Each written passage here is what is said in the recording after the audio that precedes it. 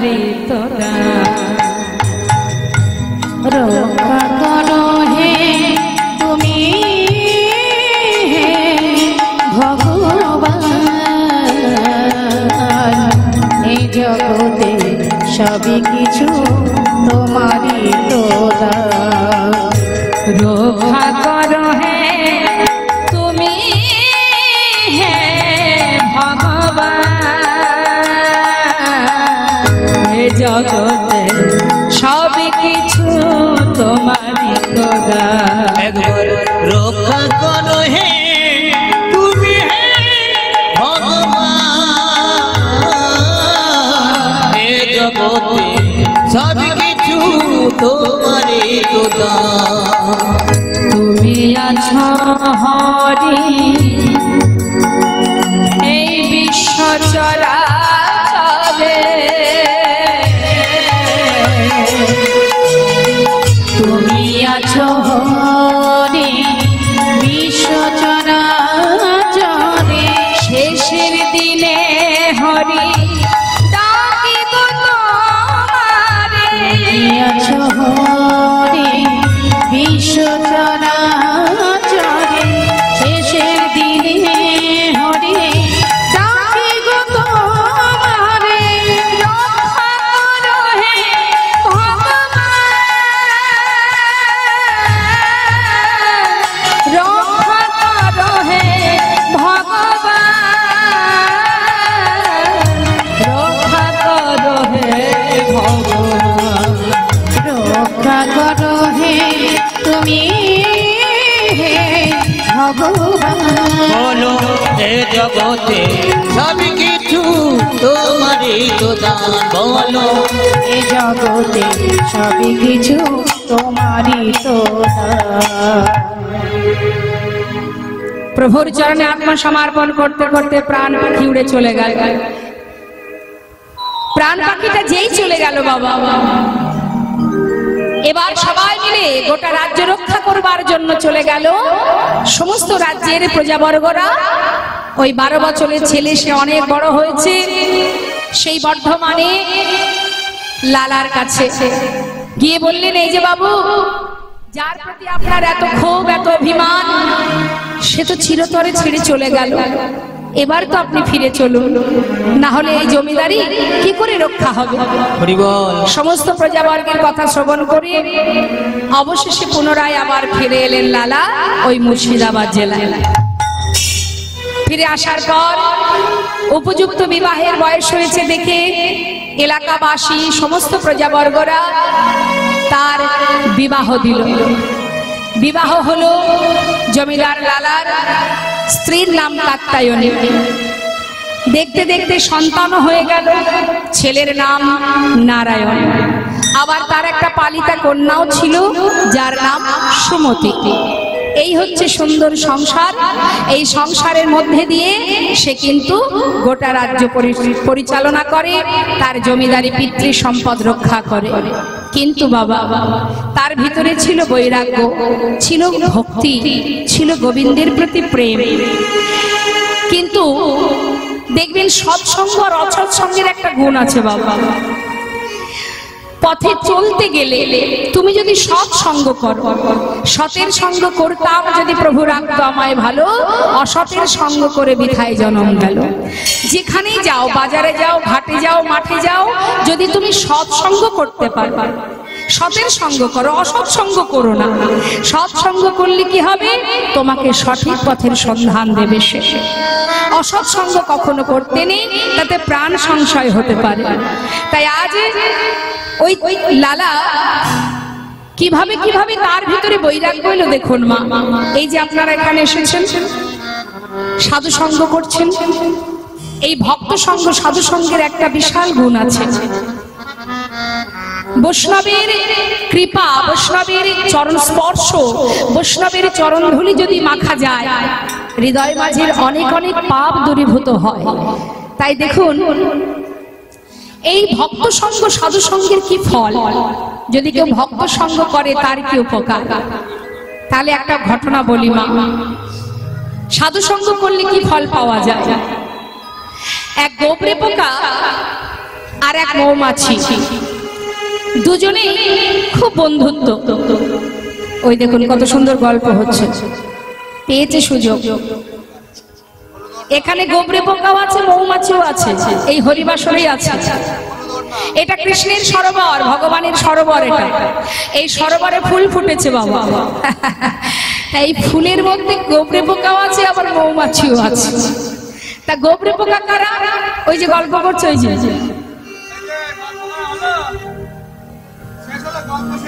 আচ্ছা ঠিক আছে, গল্প আমিও করব, আমাকে একটু সঙ্গে নেবেন, তবে এই 2 ঘন্টা 3 ঘন্টা পর। হ্যাঁ বাবা, কি শান্তি কি শান্তি। এই যে আপনাদের মধ্যে গল্প চলছে না, আমার তো মনে হয় না কৃষ্ণ নামের থেকে ওই কথাগুলো মূল্যবান বেশি। এত কষ্ট করে এত সুন্দর আয়োজন, মায়ের পূজা, ভক্ত সমাগম, এগুলো তো কম স্বীকৃতির ফল নয়। তা স্বীকৃতি পেলে তো হবে না মা, কাজে লাগাতে হবে তো। গুরুদেব আপনাকে পথে নামিয়ে দেবে, কিন্তু হেঁটে তো যেতে হবে তোমাকে। হ্যাঁ, তুমি সাধু সঙ্গ পেয়েছো, কিন্তু সাধু সঙ্গ পেলে তো হবে না, সাধুর কৃপাটা তো লাভ করতে হবে তোমার। কথাটা পরে হবে, হ্যাঁ কথাটা পরে, অন্য গল্প পরে, আগে কৃষ্ণ কথা শুনিনি, শুনুন তাহলে। তা গোবরে পোকা আর মৌমাছি, এখানে গোবরে পোকাও আছে, মৌমাছি আছে, আগেই বলেছি। এখন দুজনের মধ্যে কথোপকথন হচ্ছে। হ্যাঁ ভাই, হ্যাঁ বন্ধু, হ্যাঁ বল বল, কি বলবি তাড়াতাড়ি বল। হ্যাঁ হ্যাঁ, সেটা অবশ্য ঠিক, কোনোদিন যাওয়া হয়নি।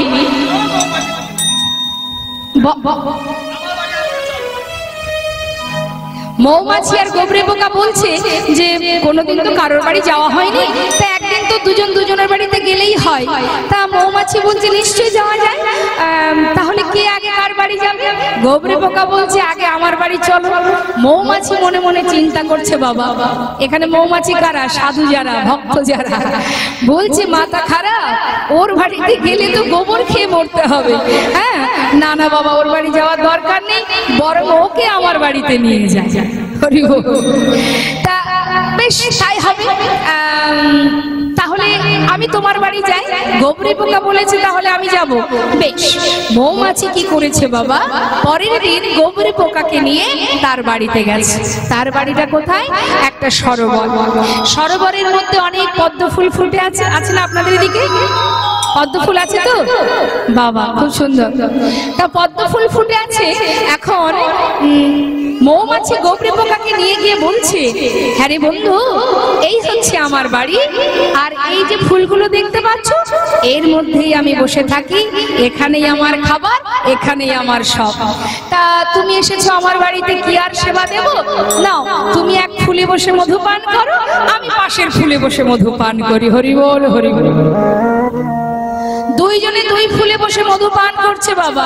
মৌমাছি তো নিত্য মধু পান করে মা।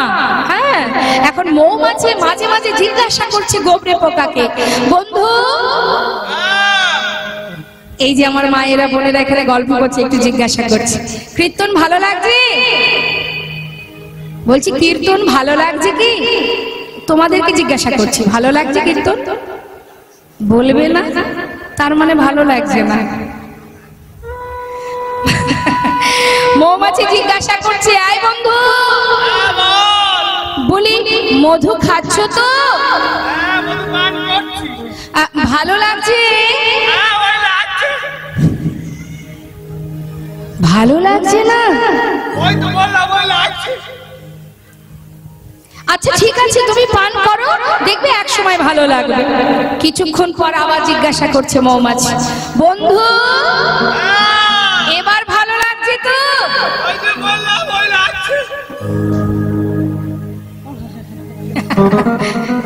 ভালো লাগছে না? আচ্ছা বলুন দেখি, মধু কারোর খারাপ লাগে না? হ্যাঁ, আরে তোমার ভালো লাগছে না? কি আবার কেমন কথা? গোবর গোবর মধু মধু মানে? দাঁড়া দাঁড়া দাঁড়া দাঁড়া, আচ্ছা তুমি যখন মধু পান করতে শুরু করেছিলে, তার আগে নিজের মুখটা ভালো করে ধুয়েছিলে? মুখ মোটে ধুইনি। আর একটা কাজ করেছি। ওই তোমার বাড়ি আসার আগে ভাবছিলাম তোমার বাড়িতে গিয়ে কি খাবো, যদি ভালো হতো। তোমার বাড়ির খাবার ভালো না লাগে, তাই আমার বাড়ি থেকে একটু আমার নিজের ঘরের খাবার নিয়ে এসেছিলাম মুখে করে। সর্বনাশ সর্বনাশ, তার মানে আসার সময় নিজের ঘর থেকে কিছুটা গোবর মুখের মধ্যে ভরে এনেছে, চিন্তা করছে যে সেখানে মধু যদি ভালো না লাগে তাহলে গোবরটা তো ভরা আছে, এখন মধু পান করতে গিয়ে ওই গোবরের মধ্যে মধু ঢুকছে, তাতে কি হচ্ছে কিছুটা গোবর গোবর কিছুটা মধু, মধু নিতাই গোবর হরি বল। তাই এখানেও ঠিক একই অবস্থা, দেখবেন কারোর কীর্তন ভালো লাগবে কারোর কীর্তন ভালো লাগবে না, ওই কিছুটা গোবর গোবর কিছুটা মধু মধু মনে হবে।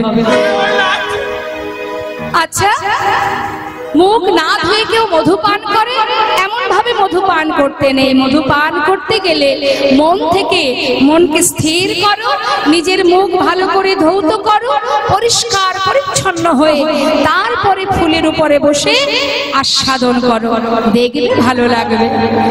মৌমাছির কথা শুনে গোবরে পোকা কি করেছে বাবা, ভালো করে মুখ টুক ধুয়ে নিয়ে এবার আবার ফুলে বসে মধু পান করতে শুরু করেছে। নিতাই গৌর হরি বল হরি বল। এর জন্যই তো সাধু সঙ্গ চায়। এত সুন্দর কমিটির ভক্তরা এই যে সুন্দর আয়োজন করেছে, হরিনামামৃত সুধা দান করছে। সুধা অমৃত পান করতে গেলে পাত্রটা তো সুন্দর দরকার বাবা, পাত্র যদি সুন্দর না হয় অমৃত রাখা যাবে? তাহলে পাত্রটা আগে দরকার, যে পাত্র যার নেই সে অমৃত পান করতে পারবে না। এখন সাধু সঙ্গ করলে ভক্ত সঙ্গ, এখানে যত ভক্ত আছে দেখুন অনেক ভক্ত আছে একনিষ্ঠ ভাবে কৃষ্ণ কথা শ্রবণ করছে বাবা, হয়তো তার ললাটে তিলক নেই, হাতে জপের মালা নেই, কিন্তু তথাপিও সে ভক্ত। দিনের শেষে একটি বার হলেও, হাজার কাজের মধ্যে দিয়েও হলেও সে কিন্তু দিনের শেষে একবার তার চরণ স্মরণ করে তার নাম জপ করে তবেই হয়তো নিদ্রায় যায়। এমন ভক্ত এখানেই আছে। কোন ভক্ত আছে যারা এক কোণে বসে বসে চোখের জলে বুক ভাসিয়ে কাঁদে, এটা হচ্ছে শুধু কৃষ্ণ প্রেম। কৃষ্ণ প্রেম যদি একবার হৃদয়ে জাগে, সে নিজেকে আর ধরে রাখতে পারবে না মা, এটা প্রভুর কৃপা। সবাইকে ভক্ত হতে পারে না, সবাই ভক্ত হতে পারে হতে পারে না। ভগবান তাকে নিজের ভক্ত করে নেয়, যে জন ভগবানকে ভালোবাসে তাকে প্রভু নিজেই ভক্ত করে নেন, নিজে আশীর্বাদ করেন, কৃপা করেন। আজ দেখুন, যেই না সেই গোবরে পোকা জীবনে মধু পান করেনি, যে সারা জীবন গোবর খেয়েছে, আজ মৌমাছির সঙ্গ পেয়ে ফুলে বসে মনের শান্তিতে মধু পান করতে করতে দেখতে দেখতে মা সন্ধ্যা হয়ে যাচ্ছে। বেলি অবসান বাবা, সন্ধ্যা হয়ে চলেছে, এদিকে সূর্য পশ্চিম দিকে ঢলে পড়েছে। এমন সময় মৌমাছি ডাকছে, বন্ধু বন্ধু, দেখো দেখো সূর্য অস্ত যায়, এবার ফুল থেকে উঠে এসো, না হলে ফুলের মধ্যেই কিন্তু তুমি বুঝে যাবে। ওঠো ওঠো, তাড়াতাড়ি ওঠো, পাপড়ি যদি বন্ধ হয়ে যায় তুমি কিন্তু ফুলের ভিতরে বাধা পড়বে। ওঠো বন্ধু, কোথায় আছো তুমি? কোনো সাড়া পাচ্ছে না। মৌমাছি পাগলের ন্যায় সরোবরের চারিপাশে ঘুরছে আর ডাকছে, বন্ধু বন্ধু তুমি কোথায়? উঠে এসো বন্ধু, উঠে এসো। গোবরে পোকা চিৎকার করে বলছে, আহা কেন বারবার আমায় ডাকছো? হরি বল হরি বল, আমাকে মধু পান করতে দাও। জীবনে কোনোদিন যে মধু পান করিনি, আজ তোমার কৃপায় মধু পান করতে বসেছি। বারবার ডেকো না, আমি মধু পান করছি, বারবার ডেকো না। দেখতে দেখতে পাপড়িগুলো বন্ধ হয়ে গেল মা, বন্ধুকে আর খুঁজে পেল না। মৌমাছি গাছের ডালে অপেক্ষা করছে, সারা রাত অপেক্ষা করছে বন্ধুর জন্য। সকাল হতে না হতে, ভোর হতে না হতে এক সাধু বাবা এসেছি সরোবরে ওই পদ্ম ফুল নেবার জন্য। গোবিন্দ সেবায় দেবে বলে যখনই পুষ্প চয়ন করতে এসেছে বাবা, সরোবরের সমস্ত ফুলগুলো তুলে নিল। মৌমাছি দূর থেকে দেখছে আর বলছে, বন্ধু কি সৌভাগ্য তোমার, হরি বল হরি বল। আজ তুমি সাধুর পরশ পেলে। জানি না তোমার ভাগ্যে আর কি লেখা আছে। এতদিন এই সরোবরে আমি আছি, কিন্তু কোনোদিন প্রভুর কৃপা হয়নি আমার। কিন্তু দেখো, মনে প্রাণে একনিষ্ঠ হয়ে স্থির হয়ে তুমি যে মধু আস্বাদন করছো, আজ প্রভুর কৃপা তুমি সাধু সঙ্গ পেলে। সেই সাধুর পাঁচু পাঁচু যাচ্ছে মৌমাছি। দেখি দেখি বন্ধু কোথায় যায়। সেই সাধু সেই ফুলগুলি নিয়ে গোবিন্দ চরণে নব গোবিন্দায় নম বলে চরণে নিবেদন করলেন। মৌমাছি মন্দিরের বাইরে একটি গাছের ডালে সারাদিন অপেক্ষা করে, রাত্রি হতে না হতে মৌমাছি বসে বসে কাঁদছে। বন্ধু, তুমি যে গোবিন্দ কৃপা লাভ করেছো, হে তোমার কেমন সুকৃতি, কেমন সৌভাগ্য। সকালবেলা সেই সাধু ফুলগুলো কুড়িয়ে নিয়ে গঙ্গার জলে ভাসিয়ে দিল। গঙ্গার জলে ভেসে গেল মা। গঙ্গার কৃপা হলো, বৈষ্ণবের কৃপা হলো। সাধু সঙ্গের এটাই হলো ফল। বৈষ্ণব সঙ্গ, সাধু সঙ্গ, এছাড়া জীবনে আছে কি আর আমাদের? অসৎসঙ্গ করো না, সাধু সঙ্গ করো। আজ লালারও ঠিক সেই একই অবস্থা বাবা। একজন কৃষ্ণ ভক্ত যে দাঁড়ে দাঁড়ে ভিক্ষা করে ভগবানের সেবা দিয়ে তবেই নিজে প্রসাদ পায়, সেই কৃষ্ণ ভক্ত একজন অসহায় দরিদ্র ভক্ত ভিখারি, সে এসেছেন জমিদার মহলে ভিক্ষার জন্য, গোবিন্দ সেবার জন্য। যেই না চিৎকার করে বললেন ভিক্ষাং দেহি, শোনা মাত্রই লালা সদর দরজায় নেমে এসে জিজ্ঞাসা করলেন, এই ভিখারি, তুমি দাঁড়ে দাঁড়ে ভিক্ষা করো? হ্যাঁ বাবু। কেন করো ভিক্ষা বাবু? শুনবে? তাহলে শোনো। বাবু গো, বাবু গো,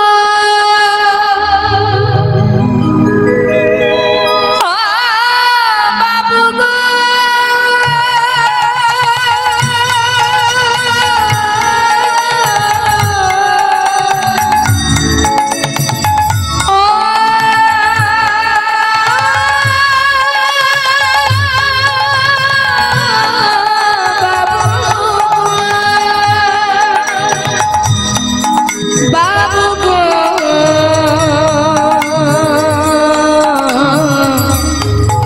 বাবু গো,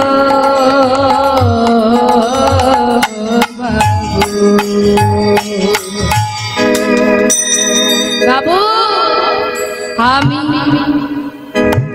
আমি হলাম দিন ভিখারি গো বাবু, আমি হলাম দিন ভিখারি ও বাবু, আমি হলাম দিন ভিখারি ও বাবু, আমি হলাম দিন ভিখারি। বাবু, ঘরে আছে আমার গিরিধারী,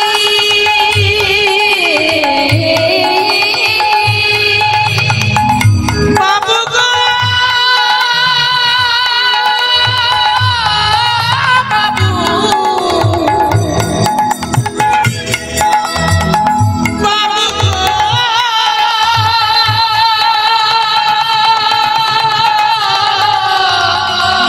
বাবু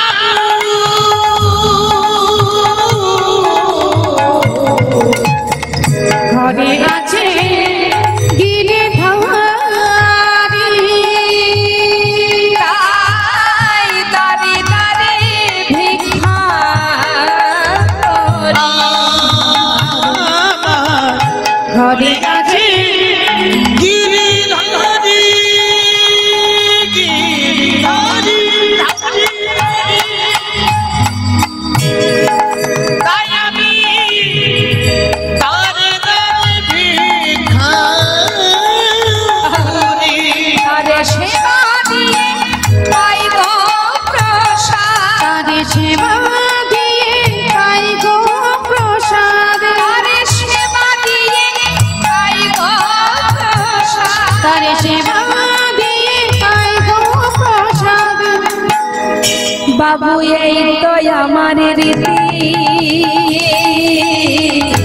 আমি হলাম দিন ভিখারি।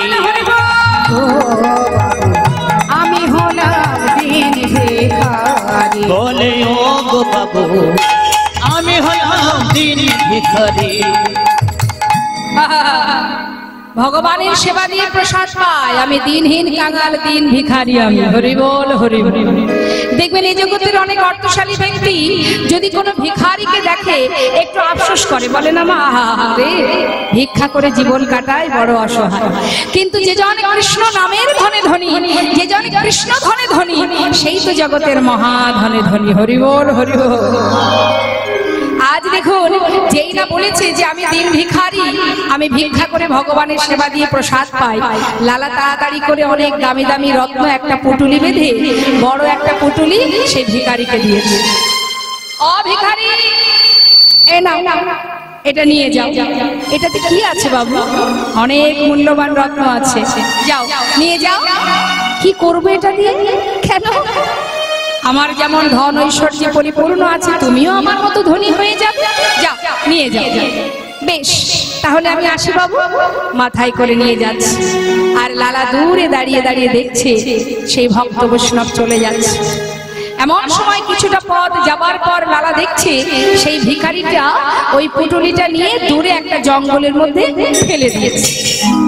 যেই না ফেলে দিয়েছে, পিছন থেকে লালা বলে উঠলেন, এই ভিখারি, এত বড় স্পর্ধা তোমার, যা কিছু তোমায় দিয়েছে তুমি ফেলে দিলে, কেন ফেলে দিলে? বাবু, আমার অপরাধ দেবেন না। আপনার কাছ থেকে নিয়ে যাবার সময় কিছুটা পথ যেতে না যেতে কে যেন হঠাৎ পিছন থেকে আমায় বলে উঠল, ভক্ত, এত ধন ঐশ্বর্য নিয়ে মাথায় করে যাচ্ছিস? ও, তুই বুঝি জমিদারের মতো ধনী হতে চাস? ওরে, এসবের কি বা প্রয়োজন? আমি তো তোর কাছে কোনোদিন বলিনি আমার জন্য ক্ষীর, সর, ননি, মাখন এনে দে। দাঁড়ে দাঁড়ে ভিক্ষা করে তুই যা পাস আমি তো তাতেই খুশি। এগুলো ফেলে দে। এই ধন সম্পদ যদি তোর কাছে থাকে, দিনে দিনে যে তুই কৃষ্ণ নাম ভুলে যাবি। আরে যেমনটা পাস ভক্ত তোকে যা দেয় আমি তাতেই খুশি রে। ওগুলো ফেলে দে, আয় আমার কাছে ফিরে আয়। আয় ভিখারি, আয় রে ফিরে, ভুলে যাস না মোহর। আয় ভিখারি, আয় রে ফিরে, ভুলে যাস না মোহর।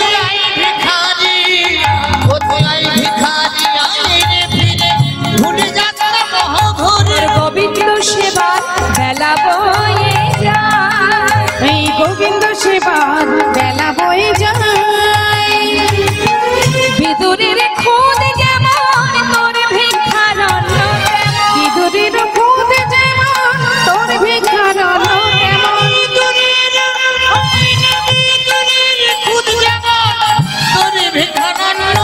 সেবা দিতে ভুল করিস নে আমার, সেবা দিতে ভুল করিস নে আমার।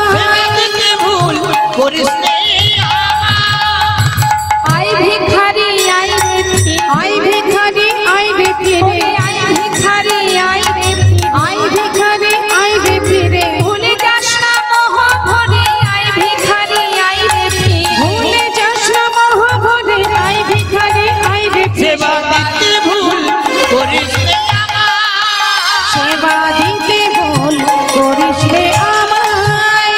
সেবা দিতে ভুল করিস নে ভগবানের সেবা দিতে গেলে ক্ষীর, সর, ননি, মাখন না থাকলেও দুঃখ নেই মা। যদি আপনি মনে করেন আমার কাছে কিছু নেই তাই ভগবান আমার নয়, এ কথা ভুল। দেখবেন অনেকে ভুল বশত এমন এমন কথা বলে বাবা, বলে যার টাকা আছে তার ভগবান আছে। এই কথাটা কেন বলে জানেন?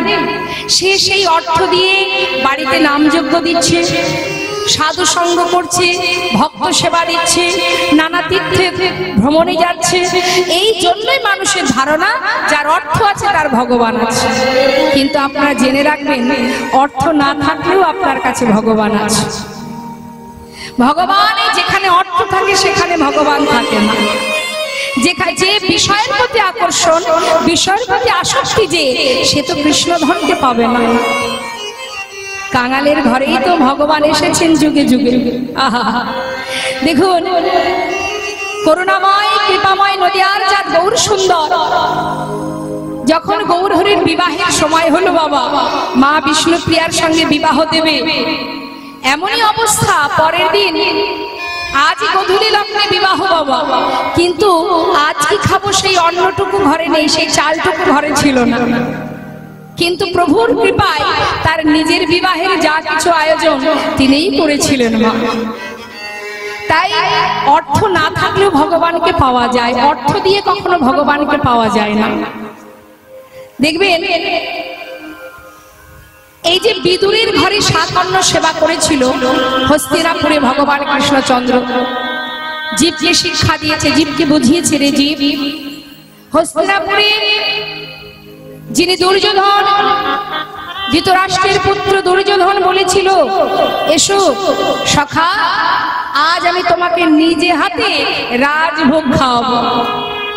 ভগবান বলেছিল, আমি তো তোমার ঘরে সেবা করব না সখা, সেবা যদি আমায় করতেই হয় তবে আমি বিদুরের ঘরে সেবা করব।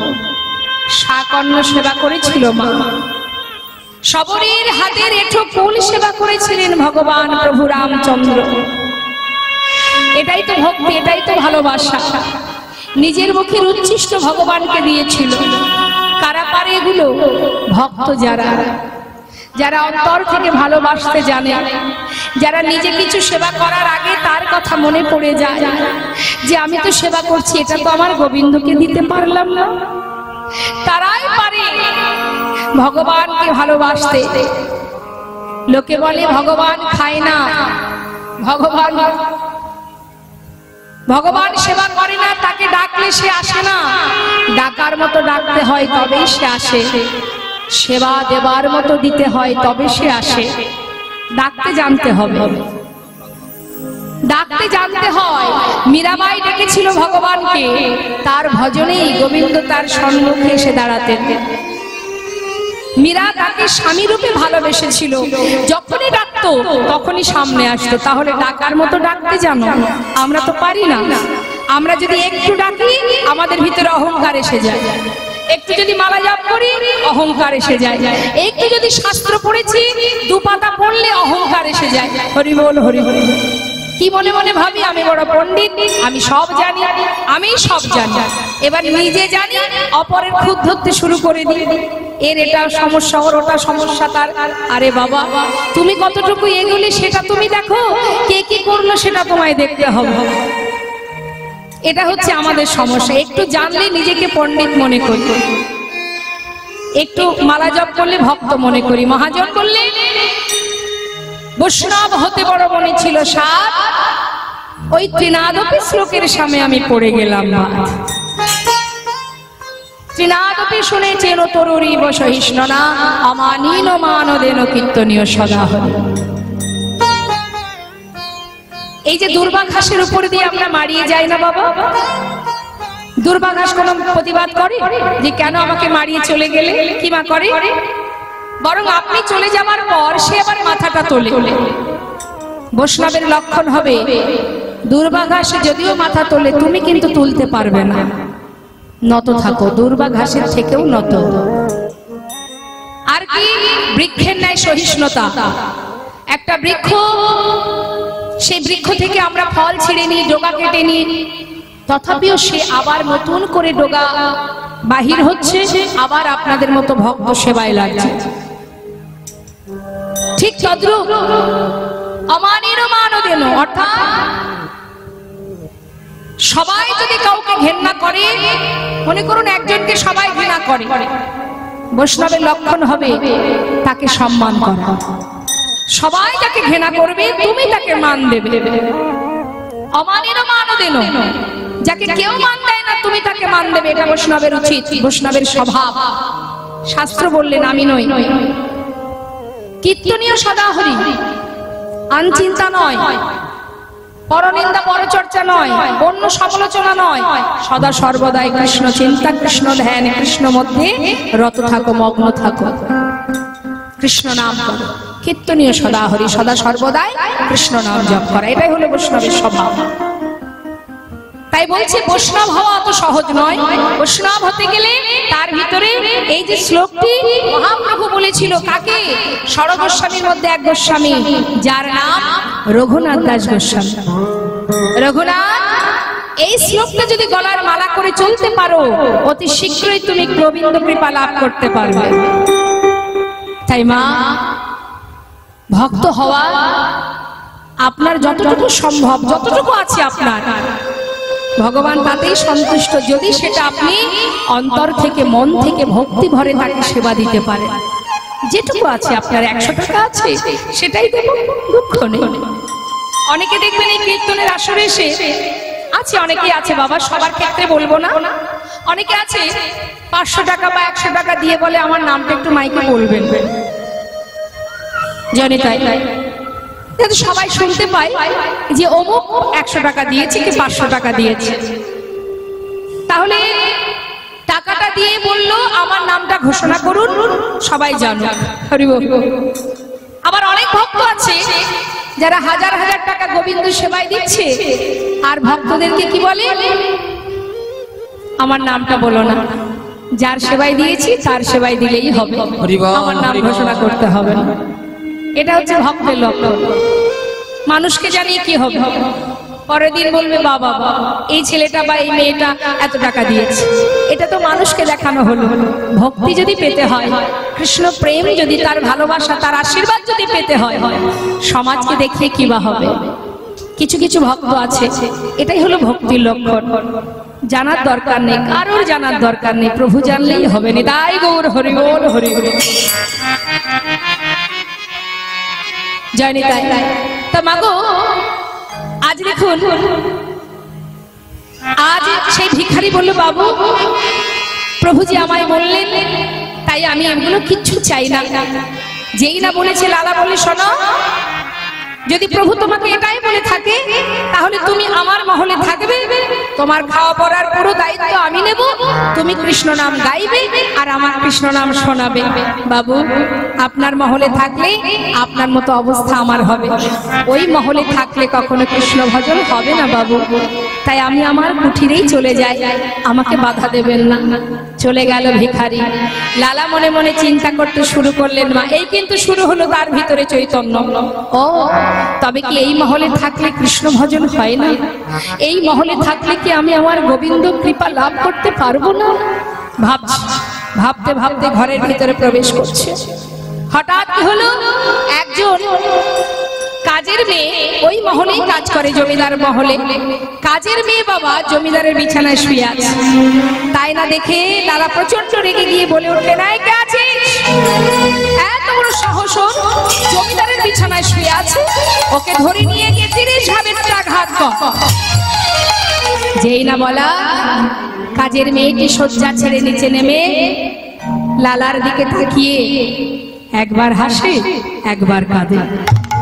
আর যেই না আপনি হাসতে দেখেছে বাবা, হাতটা চেপে ধরেছে, চেপে ধরে জিজ্ঞাসা করছে, লালা এত বড় সাহস তোর, তোর এত বড় সাহস, তোকে 30 ঘাত করবো শুনেও তুই হাসছিস?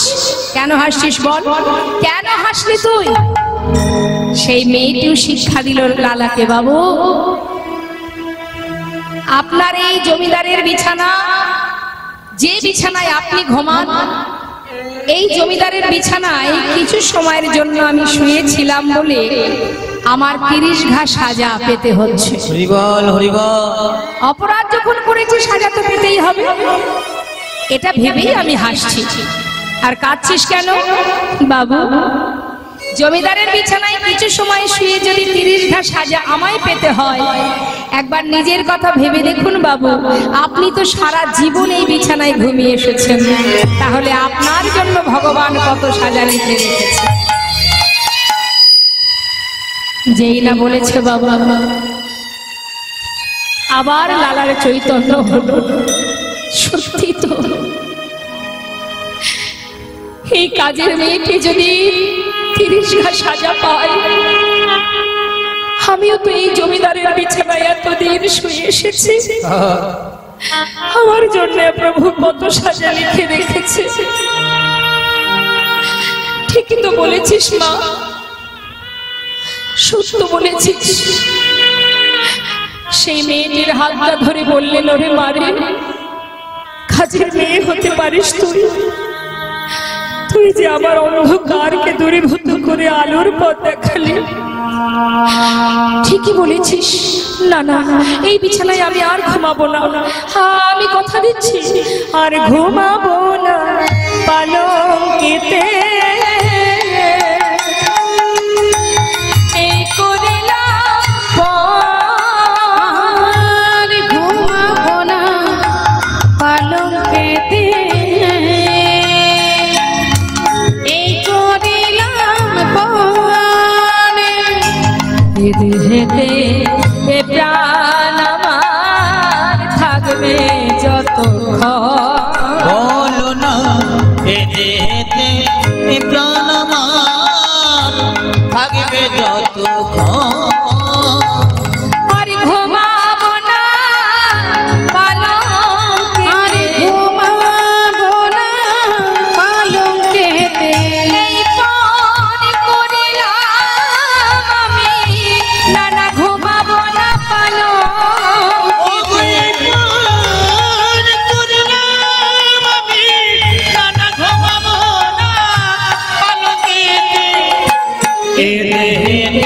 প্রাণ আমার থাকবে যতক্ষণ। বলো এ দেহেতে প্রাণ আমার থাকে যতক্ষণ। জয়নিতাই জয় গো। সেই দিন থেকে লালা জমিদারের বিছানা পরিত্যাগ করলেন বাবা, আর ঘুমায় না। তাহলে শিক্ষা কোথা থেকে পেল মা? এক ভিখারির কাছ থেকে, অর্থাৎ একজন ভক্ত বৈষ্ণব, তার কাছ থেকে শিক্ষা পেল। আর কি পেল? একটি কাজের মেয়ের কাজ হচ্ছে। হরিবল হরিবল। দুজনের কাছ থেকে শিক্ষা পেল। সর্বদাই মনের ভিতরে চিন্তা করে। এই কথা ভাবতে ভাবতে জমিদারির কারণে তাকে একটা সময় যেতে হলো গোটা রাজ্যে পরিদর্শনে আর খাজনা আদায় করতে। সারাদিনের ন্যায় পালকি চেপে গোটা রাজ্য ঘুরে ঘুরে খাজনা আদায় করে, প্রজাবর্গকে দর্শন করে, সবাইকে দেখাশোনা করে যখন সন্ধ্যা হয়ে যাচ্ছে বাবা, ফিরছে ঘরে লালা। ঠিক সেই সময়, এটা আমাদের জীবনেও আসবে মা। দিনের আলো শেষ হবে, সন্ধ্যা ঘনিয়ে আসবে জীবনে। কার কখন আসবে আমরা কেউ জানি না। সবাইকে একদিন আপন ঘরে ফিরে যেতে হবে। মা, আপনার বাড়ি কোথায়? ও মা, জোরে বলুন। সুখদেবপুর। আচ্ছা, যাই হোক, সুখদেবপুর, সুখদেবপুর। সুখদেবপুর। আপনার বাড়ি কোথায়? ও মা, বাবা লজ্জা করছে, আমি তো আপনার মেয়ের মতো। বলুন কি বলছে। হ্যাঁ, হাটিগ্রা। আচ্ছা, হাটিগ্রা, বেশ। তাহলে আপনার বাড়ি হাটিগ্রা। আচ্ছা, আপনার ঠিকানা হাটিগ্রা। সবাই শুনতে পাচ্ছেন বাবু? বেশ। এর আগে আপনি কোথায় ছিলেন? জয়নিতা, এখন না হয় হাটিগ্রাতে আছেন, এর আগে কোথায় ছিলেন? এর আগের জন্মে কোথায় ছিলেন? ও মা, বলো গো। জানেন না? আচ্ছা, যখন মারা যাবে, মারা যাবার পরে কি হাটিগ্রাতে থাকবেন? কোথায় যাবে?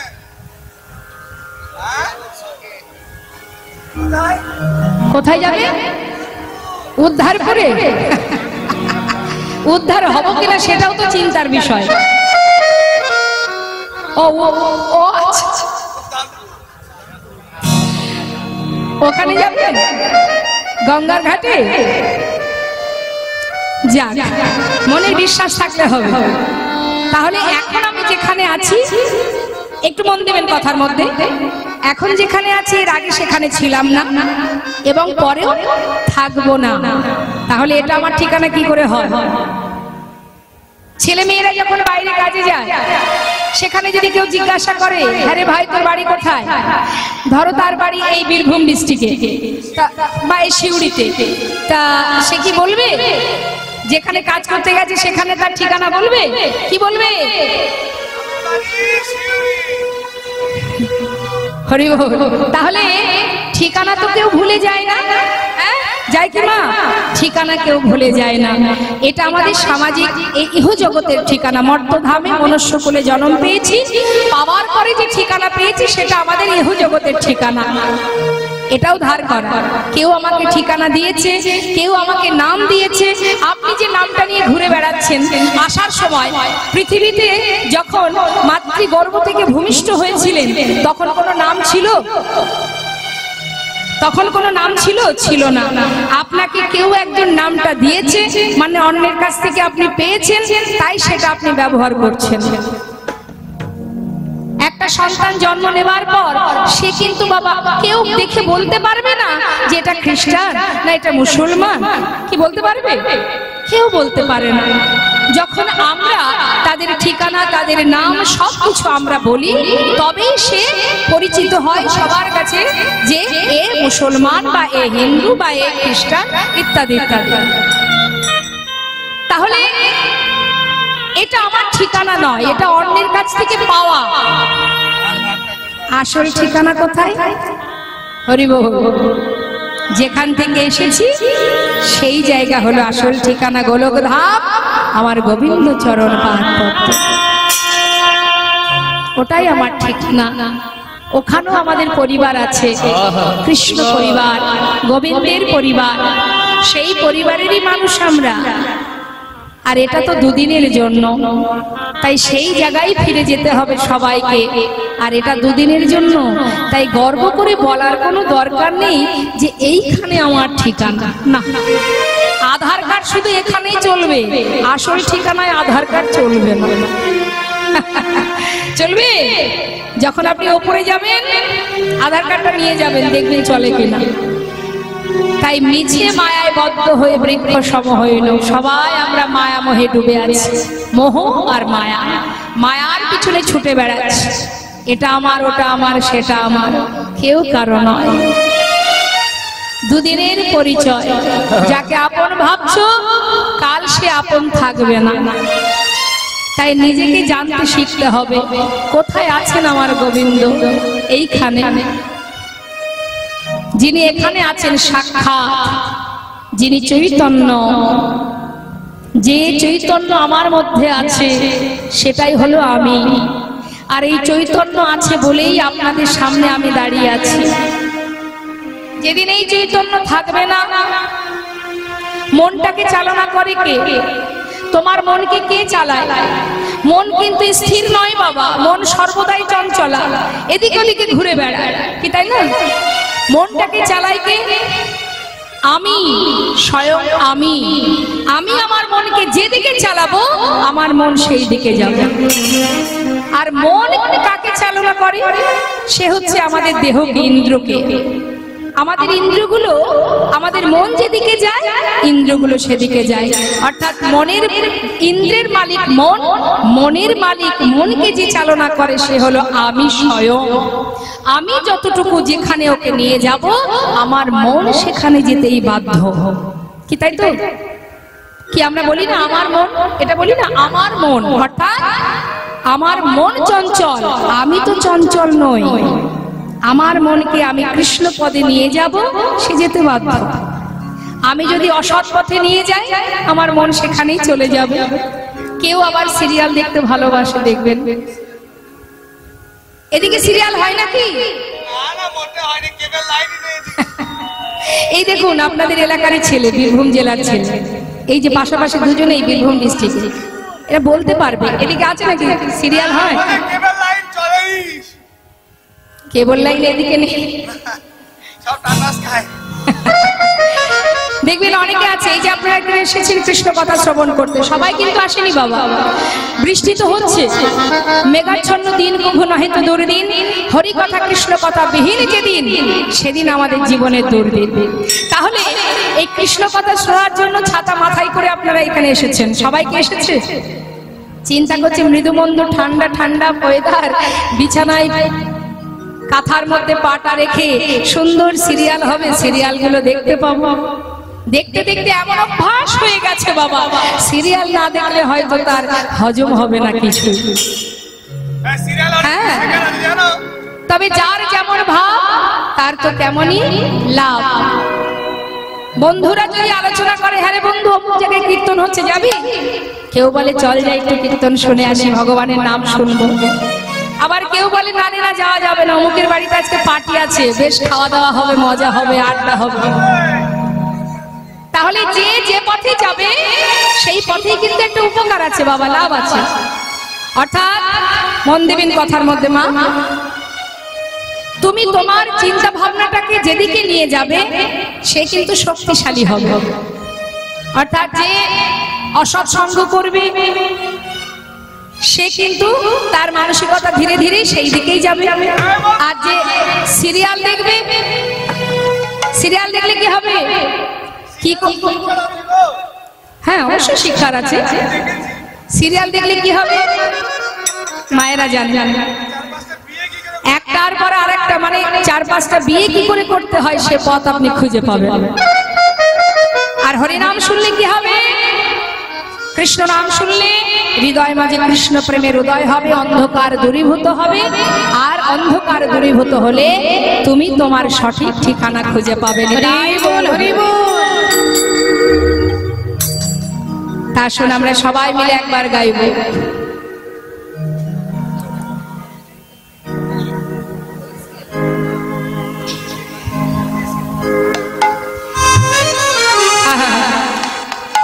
পথ চলিতে আর বলিতে, পথ চলিতে আর বলিতে, পথ চলিতে আর বলিতে, পথ চলিতে আর বলিতে, তোমরা লাহ লাহ কৃষ্ণ নাম, হরি নাম, মধুর নাম, কৃষ্ণ নাম, হরি নাম, কৃষ্ণ নাম।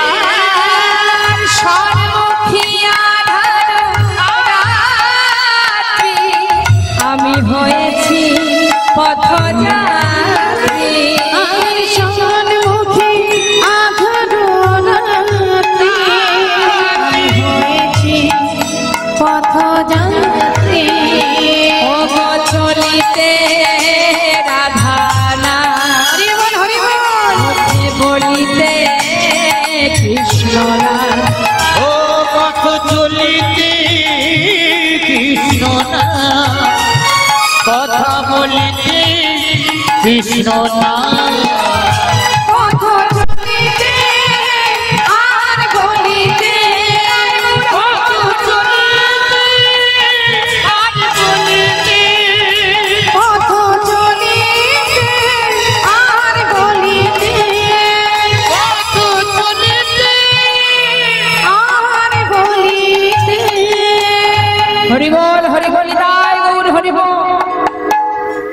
পালকি চেপে ফিরে আসছে লালা। সন্ধ্যাগত, সূর্য পশ্চিম দিকে ঢলে পড়েছে। এমন সময় লালা যখন পালকি চেপে আসছে মা, হঠাৎ একটা প্রতিধ্বনি শুনতে পাচ্ছে। কি সেই প্রতিধ্বনি? শুনুন, একটু মন দেবেন কথার মধ্যে। এক ধোপার মেয়ে, রজকন্যা, রজকলিকাদের যারা কাপড় কাচে ধোপা, ধোপার মেয়ে চিৎকার করে তার পিতাকে বলছে, বাবু গো, বেলা যায় বাসনায় আগুনি দাও, বাবু গো, বেলা যায় বাসনায় আগুনি দাও। চিৎকার করে বলছে, বাবু বেলা যায় বাসনায় আগুন দাও। আগেকার সময়ে এখন যেমন ডিটারজেন্ট আছে কাপড় পরিষ্কার করবার জন্য, আগে তো এসব ছিল না। কলার পাতাকে শুকিয়ে যেটাকে বলা হয় বাসনা, সেই শুকনো কলার পাতা যখন আগুনে পোড়ানো হয় তাতে একটা খার বেরিয়ে আসে, একটা ছাই। সেই খারটাকে দিয়ে কাপড় পরিষ্কার করা হতো। তা বলছে, মেয়ে বলছে পিতাকে, বেলা যায় বাসনায় আগুন দাও। আর প্রতিধ্বনি হচ্ছে, শুনছে লালা পালকি চেপে পথের মাঝে, শুনতে পাচ্ছে, বেলা যায়,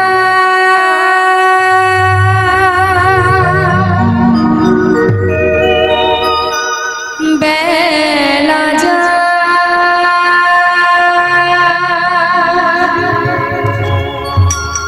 বেলা যায়,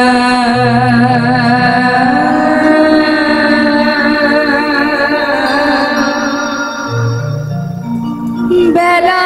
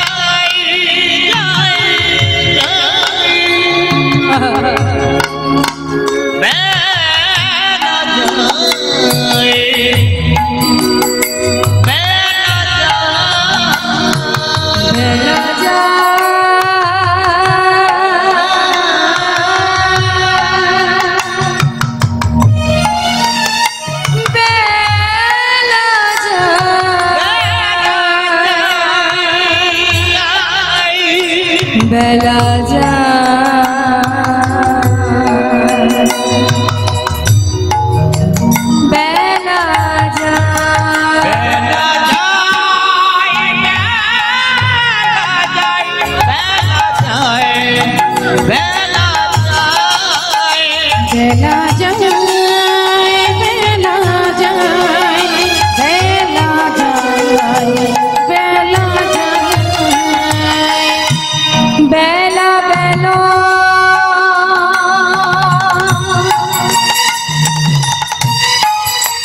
সন্ধ্যা হলো, বেলা গেল,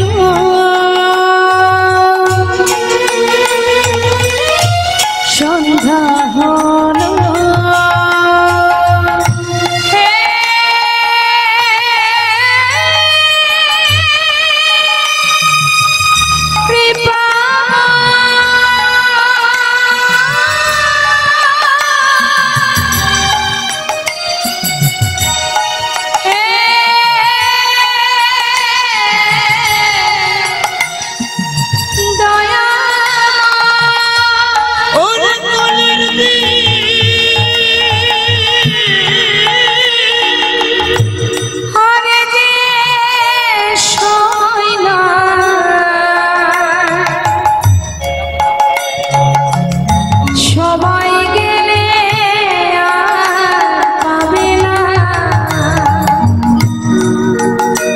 ভজ ভজ কৃষ্ণ ভজ,